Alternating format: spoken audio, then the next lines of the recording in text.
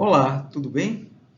Nós já sabemos muita coisa a respeito da participação das organizações na sociedade moderna. Nós sabemos que nós vivemos um mundo organizacional e todo e qualquer bem ou serviço que nós consumimos é feito por algum tipo de organização.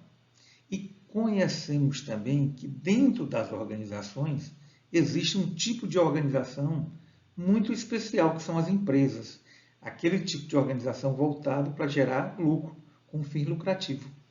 Mas no afã de perseguir o lucro, elas produzem bens e serviços que são apropriados pelas pessoas, elevam a qualidade de vida das pessoas e o bem-estar da sociedade de forma coletiva.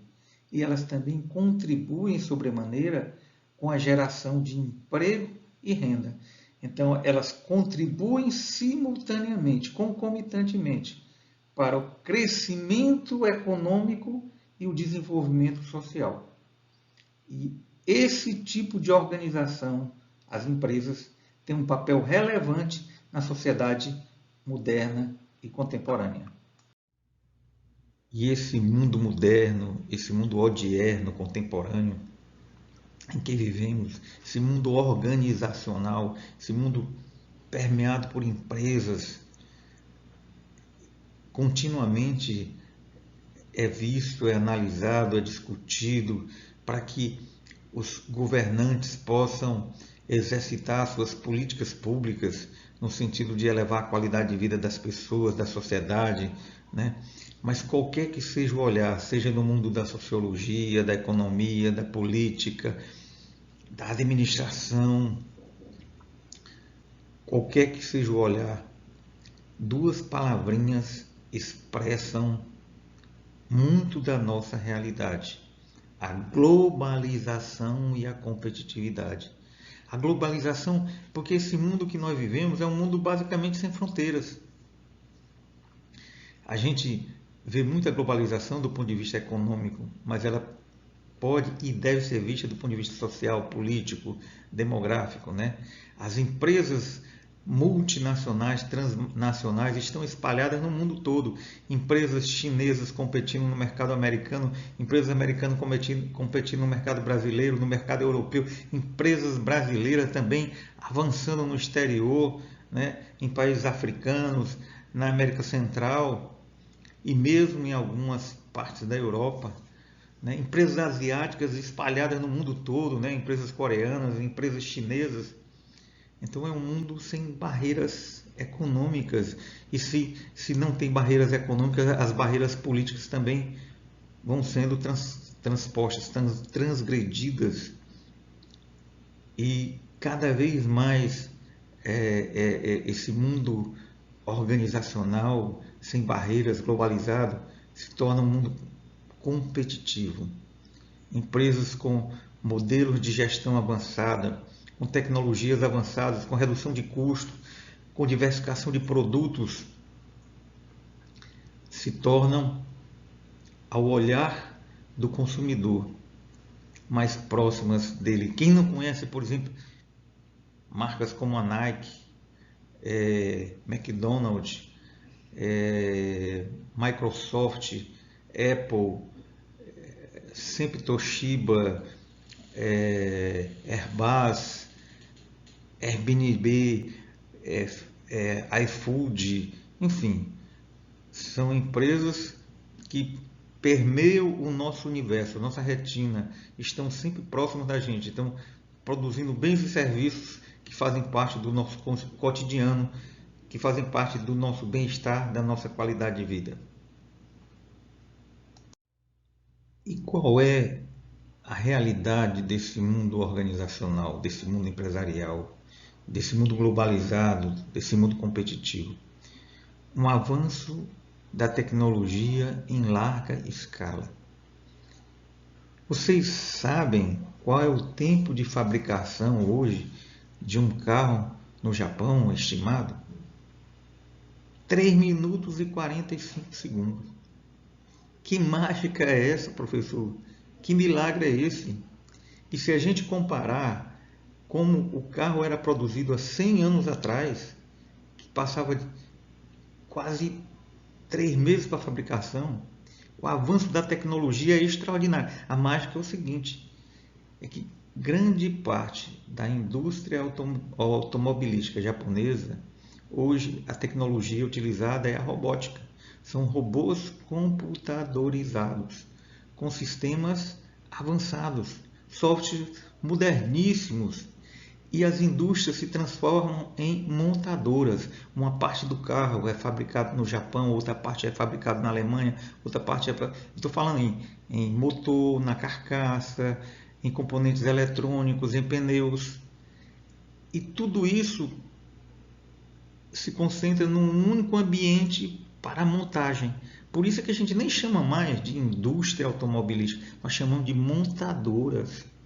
Então, há concomitantemente um avanço da tecnologia e processos também de avanço nos modelos de gestão dessas organizações empresariais. Tudo isso no sentido de aumentar a produtividade.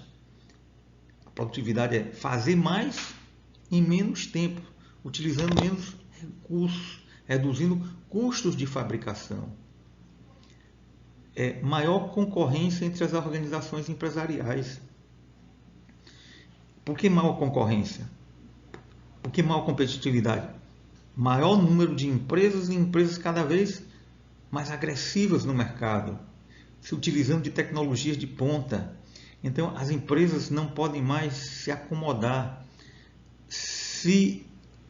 acomodar a um sucesso efêmero e passageiro, porque os concorrentes estão de olho, estão evoluindo, estão avançando, e as empresas têm que acompanhar esse ritmo de crescimento, sob pena de serem extintas.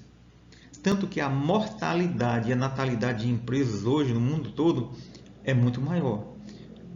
É difícil a gente imaginar uma empresa hoje com 40, 50 anos de mercado se ela não for uma empresa de excelência. Porque o que se fazia alguns anos atrás, que era necessário e suficiente para sustentabilidade, para competitividade, hoje já não é mais. Então, o mundo mudou, os mercados mudaram. E nessas mudanças, o fim dos monopólios e oligopólios. O que é um monopólio? É um mercado em que só uma empresa atua. Oligopólio, um mercado em que poucas empresas atuam. Ora, vocês são muito jovens, talvez vocês não tenham esse tipo de informação, mas conversem com os pais de vocês. Algum tempo atrás, a única empresa de telefonia no Piauí era a Telepisa. Então, o número de produtos que era gerado era muito pequeno. E os preços eram políticos, eram preços arbitrados pela própria empresa e não pelo mercado, pela competitividade. Com a abertura de mercado, se proliferaram os produtos, aumentou-se consideravelmente as opções de compra do consumidor. Então, isso é fruto da quebra de monopólios e oligopólios. E se a gente olhar ao redor dos segmentos econômicos, basicamente a gente não vê mais essa questão de monopólio e oligopólio.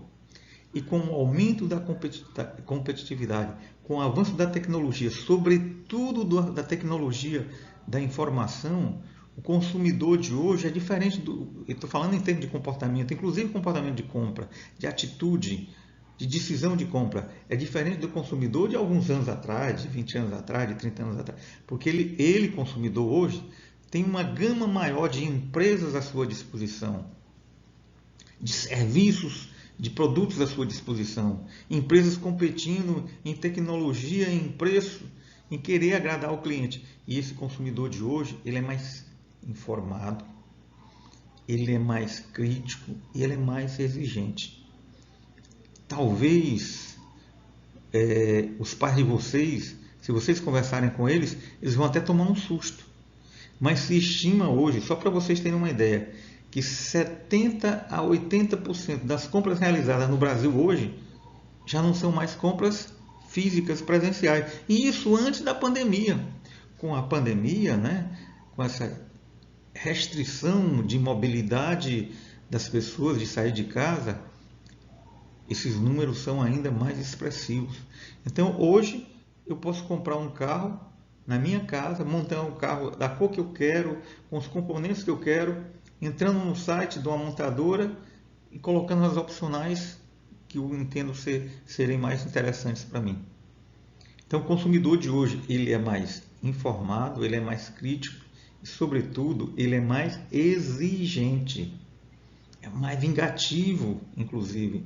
Se uma empresa maltratar um consumidor, além dele nunca mais voltar para aquela empresa, ele fala mal daquela empresa, ele denuncia aquela empresa, ou seja, ele é muito mais criterioso, mais seletivo no processo de escolha de compra. E em função desse avanço da competitividade, surgem a cada momento novos produtos, novos serviços, ou seja, o ciclo de vida dos produtos é cada vez menor. Uma empresa lança um celular, por exemplo, hoje, uma Sony, uma Apple, Samsung, ela lança um modelo hoje, nas pranchetas já estão sendo desenhado o concorrente, o sucedâneo, porque a concorrência a cada momento lança novos produtos com mais tecnologia, com mais recursos e com custos de fabricação menor. Então o ciclo de vida dos produtos é cada vez menor. E decorrente do avanço da competitividade, do número crescente de empresas no mercado, em cada segmento, por uma questão de sustentabilidade, a empresa tem que ter preços competitivos. E para ter preço competitivo, ela termina tendo uma margem de lucro menor, ganhando pelo volume de venda. Só para vocês terem uma ideia, num passado não tão distante, os preços de mercado eram estabelecidos a partir do custo de fabricação e sobre ele se definida uma margem de lucro. Agora não é a empresa quem regula preço, não é a empresa quem coloca o preço. Quem regula o preço é o mercado, é a competição, a competitividade. É a empresa buscando a sustentabilidade, ela vai oferecer preços competitivos. Então, o foco da empresa passa a ser o cliente, o consumidor, uma relação de parceria, oferecer produtos e serviços de qualidade que agradem o consumidor, que façam com que ele retorne para adquirir novos bens, novos serviços, para que ele fale bem da empresa, para que, gostando da empresa, da forma como ele está sendo tratado, ele se torne o maior propagandista, né? O consumidor satisfeito, o cliente satisfeito, ele se torna um vendedor ativo ao falar bem daquela empresa para outras pessoas. E para serem sustentáveis, competitivas, a empresa tem que trabalhar com custo. Tem que ser mais enxutas do ponto de vista da administração. Cada vez mais preocupadas com o lucro, aumento de produtividade, melhoria do processo de gestão de administração, melhoria da tecnologia utilizada na fabricação de bens e serviços, e sendo mais enxutas, mais administradas, mais organizadas. E para serem enxutas, organizadas e administradas, elas precisam se utilizar ferramentas de gestão, né?